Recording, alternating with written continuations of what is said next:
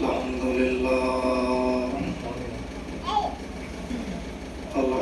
لله نحمده ونستعينه ونستغفره ونؤمن به ونتوكل عليه ونعوذ بالله من شرور أنفسنا ومن سيئات أعمالنا من يهده الله فلا مضل له ومن يضلله فلا هادي له أشهد أن لا إله إلا الله وحده لا شريك له ونشهد أن سيدنا وشفيعنا وحبيبنا مولانا محمدا عبده ورسوله أما بعد فأعوذ بالله من الشيطان الرجيم ببركتي وعظمتي وحرمتي بسم الله الرحمن الرحيم هن لباس لكم وأنتم لباس لهن صدق الله العظيم اللهم صل على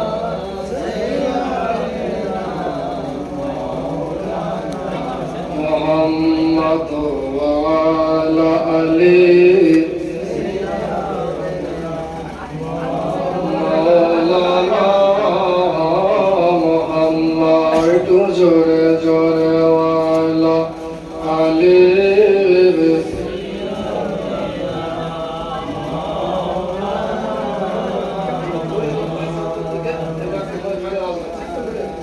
اللهم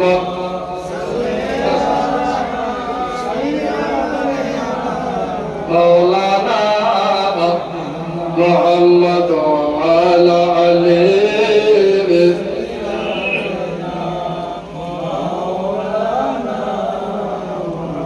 سلمني يا طيار نبي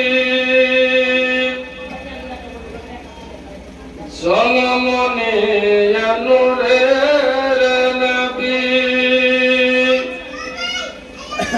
سجدائی کندے نظر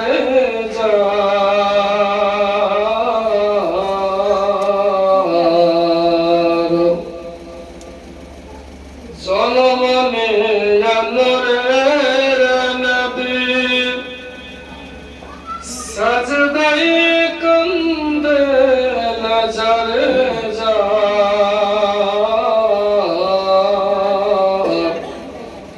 মাফ করে দাও গো আল্লাহ উম্মত বড় গুনাহগার আল্লাহুম্মা সাল্লি আলা মাওলানা আলা আলি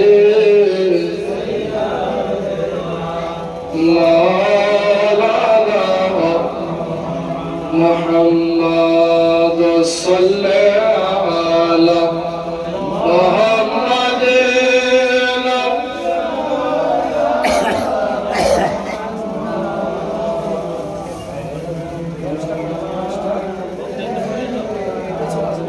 বাইরে আছে محمد هردم زبان شفيعنا محمد اللهم صل على مولانا وعلى آله سيدنا مولانا محمد صل على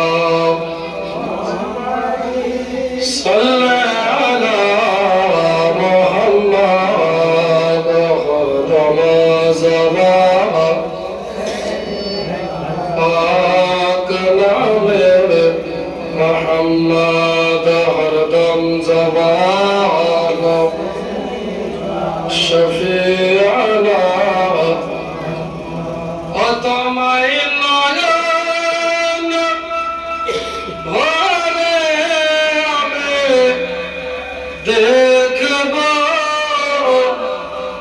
দিলের সাদ মেটায়া তোমায় দেখবো। গজরে বলুন সুবহানাল্লাহ। আমার সঙ্গে তো মহব্বতে দুটা বলি, আমার সঙ্গে সঙ্গে দুটা কথা একটু বলেন। একবার দেখা দাও দয়ার নবী গো, ওই আমি নয়ন ভরে তোমায়, এই কথাটুকুন বলেন। একবার দেখা দাও দয়ার নবী গো, ওই আমি নয়ন ভরে তোমায় দেখবো। দিলের সাদ মেটায়া তোমায় দেখবো, আর নয়ন ভরে তোমায় দেখবো। একবার দেখা দাও দয়ার নবী গো, ওই আমি নয়ন, একবার দেখা দাও দয়ার নবী গো, ওই আমি নয়ন ভরে তোমায়। ওরা যখন ছিলেন দয়ার নবী মাহালিমার বাড়িতে, আর বাগে এসে ছাগল নিল চরবা গা থেকে। বছরে বলুন সুবহানাল্লাহ। ওরা যখন ছিলেন দয়ার নবী, দয়ার নবী, দয়ার নবী, যখন ছিলেন দয়ার নবী মাহালিমার বাড়িতে, ছাগল নিল চরবা গা থেকে। বাঘ বলে আমি খাবো না, নবীকে দেখার বাহানা। জোরে বলুন সুবহানাল্লাহ। নবী গো, বাঘ বলে আমি খাবো না, নবীকে দেখার বাহানা। ও নবী আসলে কদম ধরে চুম্ব, নবী গো আসলে কদম ধরে চুম্ব, আর নয়ন ভরে তোমায়, বলেন না তোমায় দেখবো। একবার দেখা দাও দয়ার নবী গো, ওই আমি নয়ন। ওরে নবীর ভালোবাসাই হলো আল্লাহর ভালোবাসা। বলে বিষয় কেমন কথা, নবীর ভালোবাসায় কি আল্লাহর ভালোবাসা হয়? হয়। কোরআন শরীফ পড়ে দেখে আল্লাহ পাক, আল্লাহ তাআলা বলছেন কুল ইন কুনতুম তুহিব্বুন আল্লাহ। জোরে বলেন সুবহানাল্লাহ। মহান আল্লাহ বলে, ইয়া রাসূলুল্লাহ, ইয়া হাবিবাল্লাহ, এ আমার পয়গম্বর, ও আমার নবী, আপনি জগৎবাসীকে জানিয়ে দেন, জগৎকে বলে দেন, যারা আমি আল্লাহ তাআলাকে ভালোবাসতে চাই তারা যেন হাত্তাবিউনি রাসূল, আপনাকে অনুসরণ করি। অনুসরণ করলে ইহদিকুমুল্লাহ, আল্লাহ বলছে আমি আল্লাহকে ভালোবাসা হবে। জোরে নবীর ভালোবাসায় আল্লাহর ভালোবাসা। সুবহানাল্লাহ। ওরে নবীর ভালোবাসাই হলো আল্লাহর ভালোবাসা। আমার মনে বহু দিনের বিরাট একটা আশা, দেখা দাও স্বপ্নেতে, কথা বলবো গোপনেতে।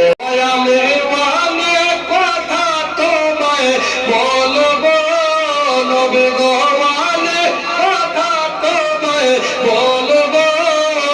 দিলের সাদ মেটায়া তোমায়, বলে অনেকে যে তোমায় দেখবো।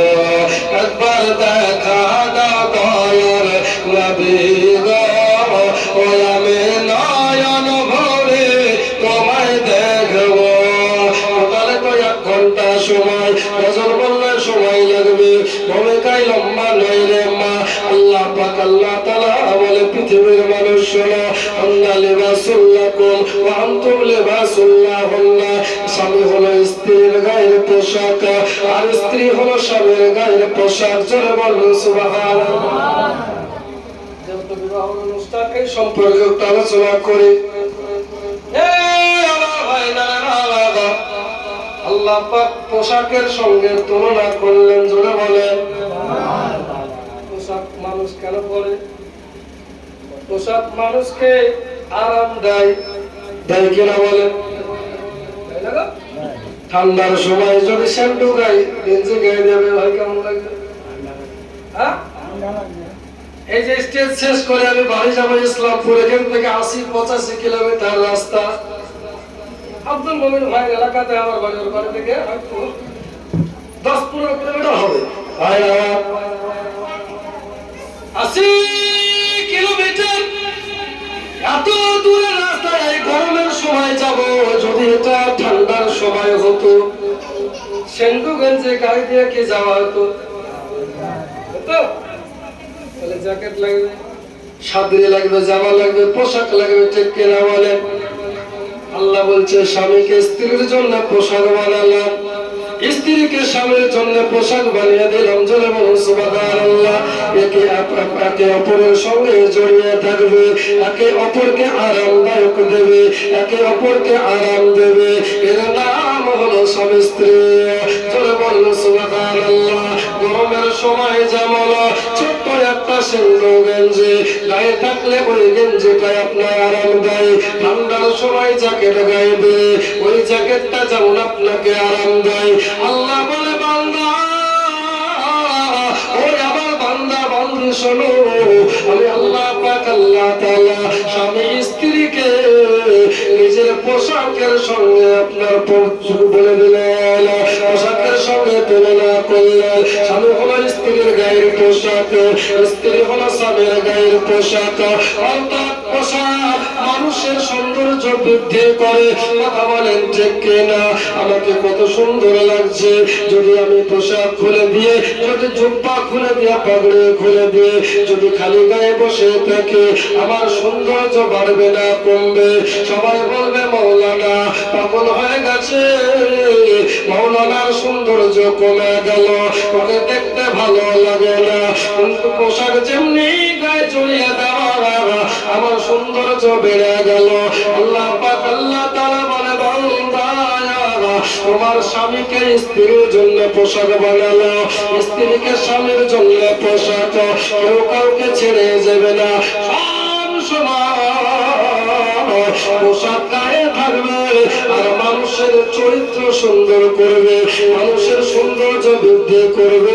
এই জন্য আল্লাহ পাক পোশাকের সঙ্গে তুলনা করেছেন। বলুন সুবহানাল্লাহ। স্বামী স্ত্রীর ভালোবাসা কেমন হওয়া লাগবে? তাইরা রে ও আমার জননী মা বোনেরা, আল্লাহ আল্লাহ দয়ার নবী, মায়ার নবী, নূরের নবী সাল্লাল্লাহু তাআলা আলাইহি ওয়াসাল্লাম রাতের বেলা হঠাৎ করে একদিন মায়েশা সিদ্দিকা বলে, আজকে আমার বাড়িতে দয়ার নবী মুস্তাফার পালে পড়েছে। জোরে বলুন সুবহানাল্লাহ। আজকে নূরের নবী আমার কাছে থাকবে, আজকে আমার হুজরায় নবী আসবে। আল্লাহ আল্লাহ আল্লাহ আল্লাহ, দয়ার নবী চলে আসলো।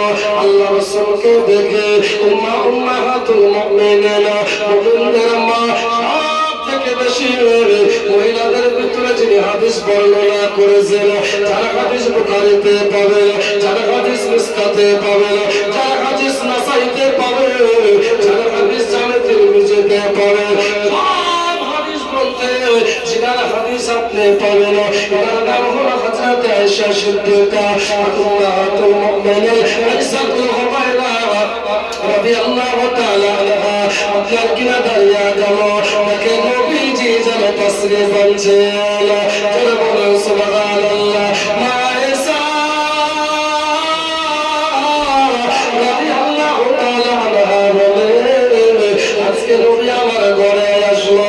নবী আসার পরে নবী পাককে সালাম দিলাম, আসসালাতু ওয়াসসালামু আলাইকা ইয়া রাসূলুল্লাহ, আসসালাতু ওয়াসসালামু আলাইকা ইয়া হাবিবাল্লাহ। জোরে বলুন সুবহানাল্লাহ। সালাম কালাম হয়ে গেল। মায়েশা আমার নবী, মায়ার নবীকে বলছে, নবী গো, ইয়া রাসূলুল্লাহ, ইয়া হাবিবাল্লাহ, আজকে আপনি আমার ঘরে এসেছেন, আমি বড় খুশনসিব। নবী গো, আপনার জন্য একটা খানার আইটেম করেছে। নবী পাক বললেন, ও বিবি, ও বিবি আয়েশা বলো, এই খানা তুমি বানিয়েছো? আয়েশা সিদ্দিকা বলো, নবী গো, ছাগলের গোশত দিয়ে আল্লাহ দিয়ে আজকে আমি রান্না করেছি, চলে দুইজনে মিলে খাবো। সুবহানাল্লাহ। ছাগলের গোশত আল্লাহ এনে দয়ার নবীর সম্মুখে দেওয়া হলো। আল্লাহ আল্লাহ আল্লাহ আল্লাহ দস্তরখানা বিছিয়ে দিল। দুনিয়া যেন বসে গেল না। আল্লাহর নবী বলেন, ও বিবি, তবে খাওয়া দাওয়া শুরু করে দাও, শুরু করো। বিসমিল্লাহ বারাকাতুল্লাহ বলে খাওয়া শুরু করে দিলেন। মা এসে বলে, আমি ছাগলের ওই যে গোশত রান্না হয়েছিল, ওই গোশতর হাত দিয়ে তুললাম, তোলার পরে গোশতটা খেয়ে নিলাম। গোশতটা খেয়ে নেওয়ার পরে আজকে গোশতটা খেয়ে নেওয়ার পরে গোশতর খানায় হাত দিয়ে খাবার রেখে দিলেন। জোরে বলো সুবহানাল্লাহ। মায়েশা বলো, জগৎবাসী রে, জগৎবাসী শোনো, আমি মায়েশা গোশত খাওয়ার পরে হাত দিয়ে খানা যেমনি রেখে দিয়েছে, একটু পরে দেখলাম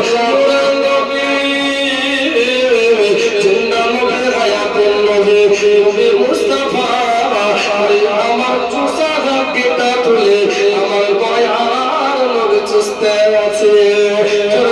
সুবহানাল্লাহ।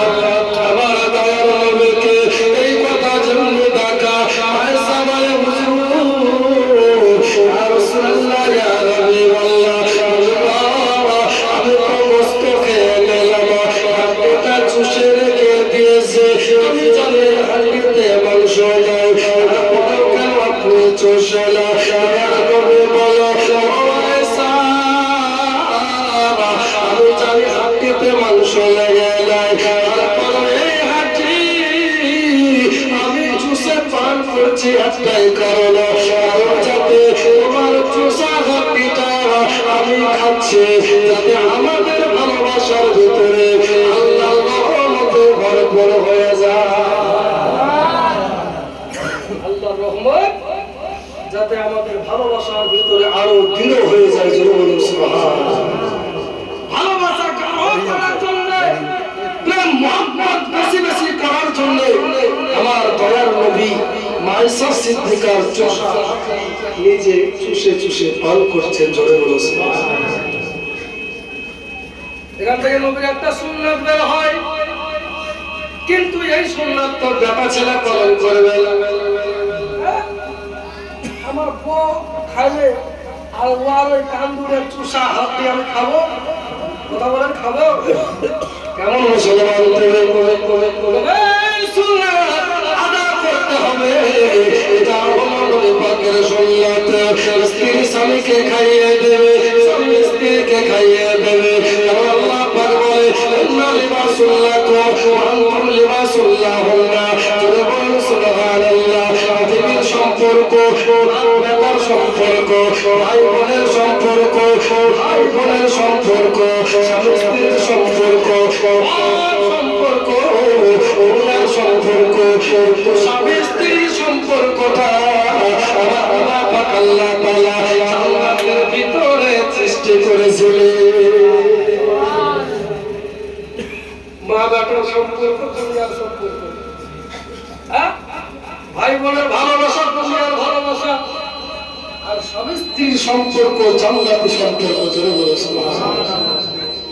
সর্বপ্রথম এই সম্পর্ক শুরু হয়েছে হযরত সাইয়্যিদানা আদম আলাইহিস সালামকে যখন আল্লাহ পাক সৃষ্টি করলেন। সূরা হাদিসে আছে, সূরা 71 নম্বর আয়াতটা পড়ে দেখবেন। আল্লাহ তাআলা ফেরেশতাদের আদেশ দিয়েছে, আমার ফেরেশতারা দুনিয়ার বুকে আমি আমার প্রতিনিধি তৈরি করব, আমি আমার খলিফা তৈরি করব। এই আমার আপনার কি পৃথিবীর প্রথম সম্পর্ক, এটা হলো স্বামী স্ত্রীর সম্পর্ক, সব সম্পর্ক পরে, স্বামী স্ত্রীর সম্পর্ক আগে। আল্লাহ রাসূল বলছেন শোনো, জায়েজ যত কাজ আছে সব কাজের ভিতরে একটা জায়েজ কাজ হলো, সেটা হলো স্বামী স্ত্রীর বিচ্ছেদ, সেটাকে আরবিতে তালাক বলে। ওই তালাক যদি কেউ দিয়ে দেয় এটা জায়েজ দেওয়া যাবে, কিন্তু আল্লাহ বলছে এটা আমার কাছে সব থেকে নিকৃষ্ট। সুবহানাল্লাহ। এই জন্য স্বামী স্ত্রীর বিচ্ছিন্ন বলে, স্বামী স্ত্রীর মধ্যে ঝামেলা বলে, অনুমানিত দেখা দিলে মিটমাট করে নেবে, এটা করে নেওয়া হচ্ছে উত্তম। এবং যখন স্বামী স্ত্রীর ঝামেলা হয়ে যায়, শয়তান ওয়াসওয়াসা দেয়, আপনি শয়তানের প্রলোভনে পড়ে আপনি আপনার স্বামী স্ত্রীকে তালাক দিয়ে দেন, স্বামী হয়ে স্ত্রীকে মারধর করেন, আপনার স্ত্রী হয়ে স্বামীকে মারে, এই রকম ঘটনা ঘটে। কথা বলেন ঠিক কিনা? ওই সময় বাবা পক্ষকে নরম হয়ে যেতে হবে, এমনি মিটমাট হয়ে যাবে। সুবহানাল্লাহ। ব্যাখ্যা করলে সময় লাগবে। আমার মা বোনেরা, এই দেখো আদম আলাইহিস সালামের সম্মুখে হাজরাতকে রাখা হলো, সামনে দেখা যাওয়া আদম আলাইহিস সালাম সামনে দেখা, হঠাৎ করে যেন বাবা হাতটা বাড়িয়ে দিল, বাবাকে ধরতে যাবে। এত সুন্দর আল্লাহর নিয়ামত আল্লাহ সৃষ্টি করেছে, বাবার দিকে হাতটা বাড়িয়ে দেওয়া, সামনে হাত বাড়াতে যাবে, হযরত জিবরাইল এসে দাঁড়িয়ে গেল। আল্লাহর নবী, আল্লাহর পয়গম্বর, যদি আপনি বিনাকে, যদি আপনি কাজ করতে চান, যদি নিজের মতন পেতে চান, যদি নিজের করে পেতে চান, তবে আপনাকে বিয়ে করতে হবে, করতে হবে। আর এখন বিয়ে করার আগে এটা আছে,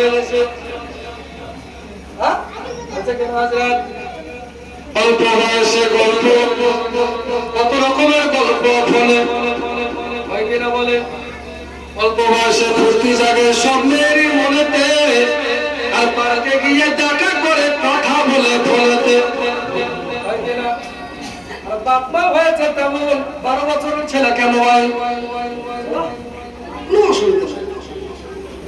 আমার বললো, আমার জননী মা বলে না, এই দেখো আদম আলাইহিস সালাম আপনার কিনা দাঁড়িয়ে আছে। হযরত জিবরাইল বলে, নবী গো,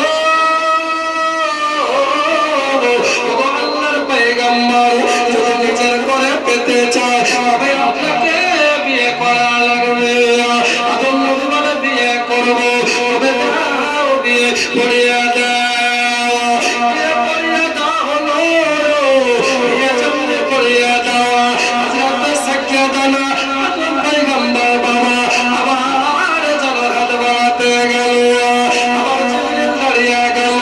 ও জিবরিল, এবার কেন বাধা দিলা, বিয়ে তো হয়ে গেল, কেন বাধা দিলা, কিসের জন্য বাধা দিচ্ছ বলো। আল্লাহর নবী যখন জিজ্ঞাসা করলেন, হযরত জিবরিল বলে, নবী গো, আপনার বিয়েটা, আপনার কিনা আপনার বিয়েটা পরিপূর্ণ হয়েছে, আপনার বিয়ে বাস্তবে হয়ে গেছে, আপনার বিয়ে সম্পূর্ণ হয়েছে, তবে সুসম্পূর্ণ হয়নি, সম্পূর্ণ সম্পূর্ণ হয়নি। এটা আবার কেমন কথা? বলে মেয়েটাকে নিজের করে পেতে হলে ওর কিছু হক আছে, দেওয়া লাগবে। জোরে বলে, হক আছে, দেওয়া লাগবে। কি হক দিতে হবে? মোহর দেওয়া লাগবে। জোরে বলে সুবহানাল্লাহ। আমার বন্ধুরা, আমার মা বোনেরা, এই দেড়মোহর দেওয়া লাগবে। দেড়মোহর কি দেবে? আল্লাহ আল্লাহ, এখনো তো টাকা তৈরি হয়নি, এখনো তো মুদ্রা তৈরি হয়নি, এখনো তো পৃথিবী আপনার কিনা, পৃথিবীতে আদম নবী আছেন, জান্নাতের ভিতরে আছে। আল্লাহ আল্লাহ আল্লাহ আল্লাহ। হযরত জিবরিল বলে, নবী গো, দিতে চলে যদি আপনি হযরতে আমার মোহর দিতে চলে তবে আপনি একটা জিনিস দিতে পারেন তাহলে কি দেব বলো জান্নাতের গাছের দিকে তাকিয়ে দেখেন ওই যে গাছের পাতায় পাতায় একটা কলমা লেখা আছে লা ইলাহা ইল্লাল্লাহ মুহাম্মাদুর রাসূলুল্লাহ সুবহানাল্লাহ জান্নাতের এলাকা বাবু জান্নাতের এলাকায় আছে প্রত্যেকটা দরওয়াজায় লা ইলাহা ইল্লাল্লাহ মুহাম্মাদুর রাসূলুল্লাহ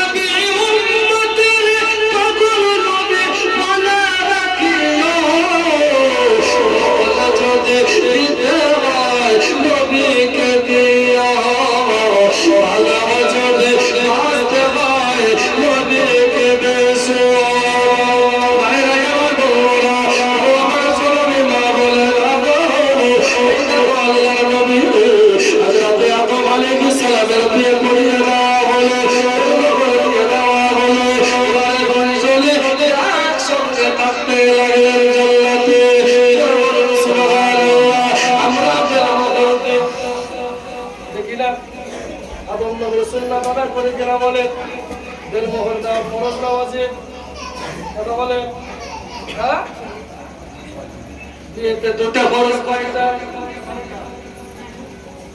কয়টা ফরজ দুইটা একটা কবুল স্ত্রী পারমিশন দেবে স্বামীতে কবুল বলবে আমাদের দিকে বিটি ছেলে কবুল বলে বলো না গো ওই পুরাতন সিনেমাতে আগে দেখা যেত না বল কবুল কবুল বুবু নানি বললানি কবুল নানি আরে বিটি ছেলে কবুল বলে বিটি ছেলে কবুল বলবে না তালাক দেওয়ার অধিকার নাই তালাক দিবে স্বামীতে কবুল বলবে স্বামীতে বিটি ছেলে ইজাজত দিবে পারমিশন দিবে যে হ্যাঁ আপনি উকিল গেলেন অমুকের ছেলের সঙ্গে তোমার বিয়ের পায়গাম নিয়ে যাচ্ছে তুমি কি রাজি ইজাজত দিল স্বামীতে ছেলেটা কবুল বলে বিয়ে ঠিক না বলে কিন্তু আমাদের দিকে নিয়ম আছে নাকি কালি যদি মৌলভী নিয়ম করতে যাবেন একটা সারা জীবন করে আসুন আলি করছে আর বলে কিনা হ্যাঁ মৌলভীরা বসে ঠিক আছে বিয়ে হবে ওরা তুমি আপনার খাতে তা ওদিকে আপনার খাতে হয় দিকে আবার খাতে হবে যদি আপনার খাতাটি হয়ে যায় নিয়ম পালন করলে পারবে আল্লাহ কিন্তু দেড়মোহর আমরা দিই কত টাকা 500 টাকা ঠিক না আর আপনার শ্বশুর বাড়িতে দিবে 5 লাখ টাকা 4 ভরি সোনা আত্মীয়ার গাড়ি হ্যাঁ একটু রাগ করে নেওয়া কোথায় যেটা হারাম শরীয়তে নাজায়েজ এটা নিবে যেটা শরীয়তে জায়েজ দিতে হবে অধিকার ওয়াজিব এটাকে 3,500 3,000 টাকা থেকে 500 টাকা কেন বাপ মাকে দিয়ে দিবেন গেলে যে ওর বাড়িতে তো আসবে, 2 দিন পরে 4 দিন পরে ওই 500 টাকা দিয়ে একটা মুরগি কিনে মুরগি ডিম বসাবে, সংসার করে ওর সংসারে খাবে। আর তুই 500 টাকার বেশি নিয়ে যা, 500 টাকা বেশি চলা গেল। আগে দেখবেন যদি অ্যাক্সিডেন্ট হয়েছে বাচ্চা ছিল, মানে একটা বাপকে অ্যাক্সিডেন্ট করে মেরে দিয়েছে, তো 2টা নাবালক ছেলে আছে, 5 বছরের ছেলে, তো কি নাবালক লোকের ফয়সালা করেছে, মোটরসাইকেলে চাপা দিয়েছে, তার কাছে 2 লাখ টাকা লেগে বলে কিনা, তো 2 লাখ টাকা কি করবি, তো ওই বাচ্চা ছেলে 5 বছরের ছেলে ওগুলো ফিস্ট করে দে, বিয়ের বয়স হতে হতে 15 বছর 20 বছর পরে এই 2 লাখ টাকা 8 লাখ হবে কি 6 লাখ হবে। হ্যাঁ, তো ছেলের বাবা ভাবছে আমি বেটা পয়দা করে দিলাম, বেটা জন্ম দিয়ে দিলাম, আমি এটিএম তৈরি করি, 15 বছর পরে আমরা 20 লাখ হবে, ঠিক না? নিয়াতকে বিশুদ্ধ করে, ইন্নামা আমালুল নিয়াত, প্রত্যেকটা আপনার বিষয়বস্তু হচ্ছে তার নিয়াতের উপর নির্ভরশীল। যদি আপনার নিয়াত বিশুদ্ধ না হয় আপনার আমল টিকবে না, টিকবে না। নিয়াত করতে হবে। স্ত্রীটা কথা শুনে না, মাঠ থেকে জমি থেকে ঘুরে আসলাম, কাজ করে আসলাম, আজ থেকে 20 বছর আগে দেখবেন খান ছিল না, 20 বছর আগে স্বামী যদি মাঠ থেকে কাজ করে আসতো, শরীরে ঘাম চুয়াতো, তো স্ত্রীতে খাবার সামনে ফেলে দিয়ে ওই তাল পাখা দিয়ে বাতাস করতো না গো। হ্যাঁ, এখন তো তাল পাখা নাই, স্ত্রীতে তাল পাখায় বাতাস করে না, এতে যদি দেয় তো ফ্যানের সুইচটা যদি ভুলে যায় তো বলে তুমি উঠে সুইচটা দেও, বলে কি দোষটাকে দিয়েছিলে, দোষ হয় না, দোষ ও তো দেখছে যে আমি রানী হয়ে থাকবো, কারণ আমার বাপ বিয়ে দেওয়ার সময় 5 ভরি সোনা দিয়েছে, আত্মীয়ের গাড়ি দিয়েছে, হ্যাঁ 3 লাখ টাকা দিয়েছে, কিন্তু অকর্মা আত্মীয়ের গাড়ি যেদিন দিয়েছে তার 3 মাস পরে 13 লাখ কিনে চালাতে পারেনি, বেঁচে দিয়েছে। এখন যদি আমাকে তালাক দেয় সব মিলিয়ে 10 লাখ হলে 20 লাখ লাগবে, আর ভিটা বেচাও হবে না 20 লাখ, ক্ষমতা আমাকে তালাক দেয়, আমাকে মারা, যদি কার মারা পশ্চিমে সাগরকে খাওয়াতে পারো, 7 পুষ্টিকা চালের ভাত খাওয়াবো, কথা বলেন ঠিক কিনা? তাহলে পিঠে চালের পাওয়ার কোথায়? ওই জায়গায় পাওয়ার, আমাকে মারতে পারবে না, মারলে পরে কালকে থানার ভাত খাওয়াবো, বলে যা টাকা দিয়েছে 5 লাখ ভাত 10 লাখ ঘুরিয়ে পাবো, কথা বলেন ঠিক কিনা? যদি আপনি দিনদার পরেজগার দিকে একটা মেয়ে বিয়ে করতেন, যদি 1 পয়সা না নিতেন, যদি আপনার কথা না শুনতো, তবে আপনি দুবারই মারতে পারতেন। হ্যাঁ, মেয়েটা দুবারই মারা খাওয়ার পর থাকতো, যে আমার বাপ তো কিছু দিতে পারেনি, এখন যদি আমার স্বামী আমাকে মারছে থাকি, যদি ছেড়ে দেয়, তালাক দিয়ে দেয়, তাহলে আবার আমার বাপ ছোট ছেলে খায়, আমার কার সাথে দিয়ে দেবো, আবার কেমন হবে, ঠিক কিনা বলে? ওকে হাজার মারলেও আপনার সংসার করতো, ও পালিয়ে যেত না। আর আপনি এখন স্ত্রীকে মারতে পারছেন না, স্ত্রীকে আপনি শাসন করতে পারছেন না, ছাপলামো করলে ছাপলামি করছে, আপনার শাসন করার অধিকার হারিয়ে ফেলেছেন। আপনি যৌতুক নিয়েছেন, আপনি পণ নিয়েছেন, আপনি দাবি করে টাকা নিয়েছেন, ওই টাকা খেয়ে ফুরিয়ে দিয়েছেন, এখন আপনার সমর্থন নয় ওই টাকা ঘুরিয়ে দেওয়া। এই জন্য স্বামীকে স্ত্রী হুকুম করছে, কোন কোন বাড়িতে স্বামীকে স্ত্রীতে রান্না করিয়েও ভাত খাওয়াচ্ছে, না? আজ থেকে 15 বছর আগে মরহুম করে জিয়াউল মুস্তাফা লিখেছিলেন, বলবো এক কলি বলেন বলেন বলবো, বর্তমানে যুগের হাওয়া হইছে উল্টো দিকে, হইছে উল্টো দিকে, লিখিত ভাষা চিন্তা করি, লিখিত ভাষা চিন্তা করি, লিখে কোন দিক থেকে, বর্তমানে যুগের হাওয়া হইছে উল্টো দিকে, হইছে উল্টো দিকে, এরা সব প্যান্ট পরে চশমা লাগায় চোখে, বর্তমানে যোগের হাওয়া বইছে উল্টো দিকে।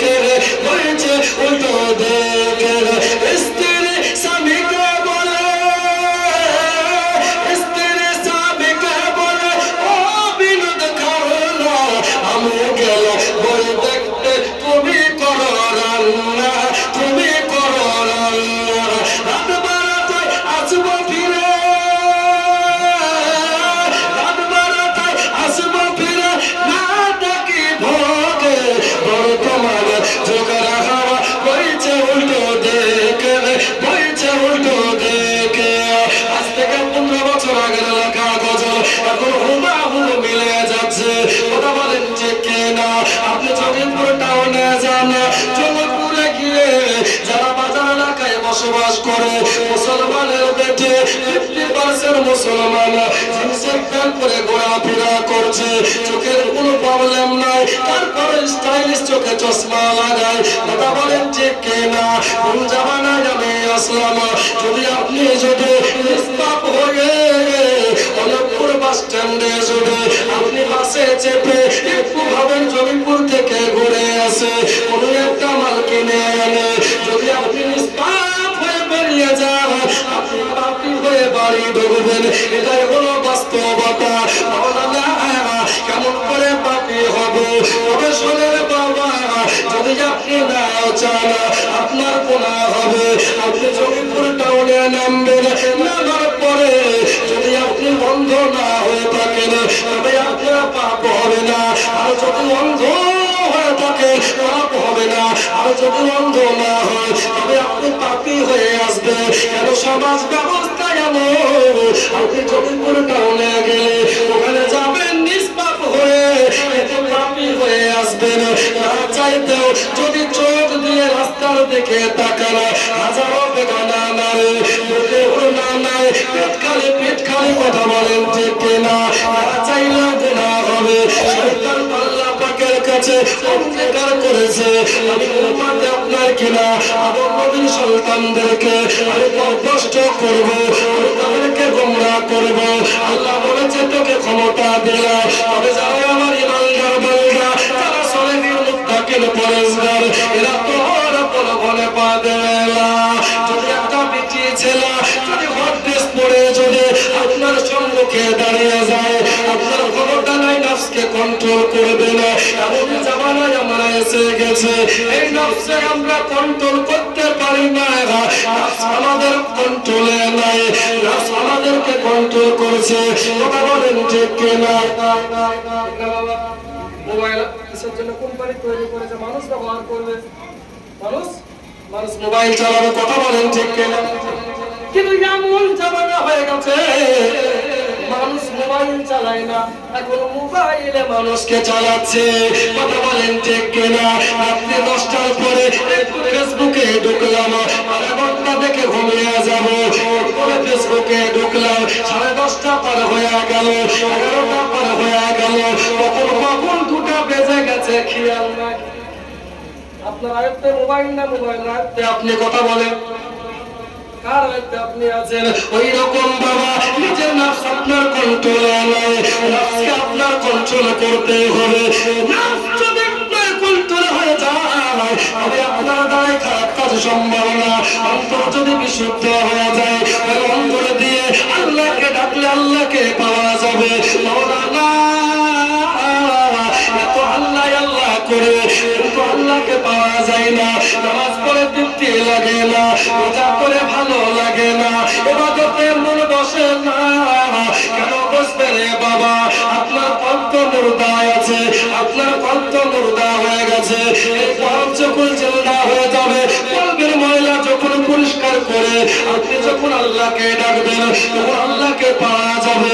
কলবের ময়লা পরিষ্কার করে নবীকে ডাকলে নবীকে পাওয়া যাবে। কলবের ময়লা পরিষ্কার করে আপনি যদি আল্লাহকে ডাকে, আল্লাহ বলছে বান্দা তুমি যখন আমার হয়ে যাবা, আমার তামাম সৃষ্টি তোমার কলব হয়ে যাবে। সুবহানাল্লাহ। তার মানে কলব আমাদের বিশুদ্ধ নয়, অন্তর আমাদের মুর্দা আছে। এই অন্তর দিয়ে সিজদা দিলে আল্লাহকে ভালো লাগে না। 4 রাকাত নামাজ 2 মিনিটে কেমন করে হয়ে যায়? যত তাড়াতাড়ি পারে নামাজ পড়ে মসজিদ থেকে বাড়ি আসতে পারলে বাঁচে। তার মানে নামাজে ধ্যান নাই, নামাজে খুশু ভাব নাই, নামাজে মন নাই। আপনার নামাজে মন তো কোনোভাবে যখন দুনিয়ার মায়া ছেড়ে দেবে, দুনিয়া করে রবে, উঁচু করে মসজিদে ঢুকে যাবে। এখন দুনিয়া ভুলে যায়, এখন সংসার ভুলে যাবে। 10 মিনিটের জন্য সব কিছু ভুলে গিয়ে এখন আপনার কণ্ঠ যদি জিন্দা হয়, কণ্ঠ যদি বিশুদ্ধ হয়, কণ্ঠ যদি মুর্দা না হয়ে থাকে, জিন্দা হয়ে যায়, তখন 20 মিনিটের জায়গায় 40 মিনিট হয়ে যাবে। আপনি নিজেও টের পাবেন না। কিন্তু ঢুকছে সবার শেষে আল্লাহর হাতে সবার আগে। কষ্ট হচ্ছে নাকি শুনতে? যত তাড়াতাড়ি হয় ততই ভালো। তার মানে কি? আপনি সুবহান রাব্বিয়াল আলার মানে জানেন না, অর্থ জানেন না। এই সুবহান রাব্বিয়াল আলার অর্থ কি যদি আপনি জানতেন, জানার পরে যদি ওটা যদি আপনার মস্তিষ্কে চলতো যে আল্লাহ তোমার পবিত্রতা তার সবথেকে বড়, আল্লাহ আমার পবিত্রতা ঘোষণা করছি, আল্লাহ কত বড় পবিত্র, আল্লাহর কথা আপনার স্মরণে আসবে। কিন্তু আমি তো তাসবিহটাই জানি না, নামাজে ধ্যান কেমন করে আসবে, নামাজে মন কেমন করে আসবে। আপনি দুনিয়া নিয়ে 24 ঘন্টা ব্যস্ত হয়ে গেছেন, এক ঘন্টা সময় আপনি আল্লাহকে দেননি। 1 ঘন্টার জন্য মসজিদে আপনি নামাজ পড়েননি, 5 ওয়াক্তের নামাজ 1 ঘন্টা পড়লে হয়ে যাবে। কথা বলেন ঠিক কিনা? 1-2 ঘন্টা সময় আল্লাহ যদি আল্লাহর জন্য বের করতে পারি, যদি নামাজ পড়তে পারি, তাহলে পরে যথেষ্ট। কথা বলেন ঠিক কিনা? আর এই কল্প যদি চিন্তা হয়ে যায়, ওই কল্প দিয়ে আল্লাহকে ডাকলে আল্লাহকে পাওয়া যাবে। তাহলে মুর্দা আমাদের কল্প, ঠিক কিনা? তাহলে কল্প চিন্তা করতে হলে কি করতে হবে? আল্লাহ রাসূল বলছেন মুর্দা কল্পকে চিন্তা করতে হলে আল্লাহর জিকির করতে হবে। চলো আর এখন আল্লাহর জিকির করলে বলবে যে ভণ্ডামি শুরু করলে বলবে আল্লাহর জিকির কেন হবে? হ্যাঁ, ভণ্ডামি বলে না, আল্লাহর জিকির করতে হবে। আল্লাহর জিকির করলে মুর্দা কল্প জিন্দা হয়ে যায়।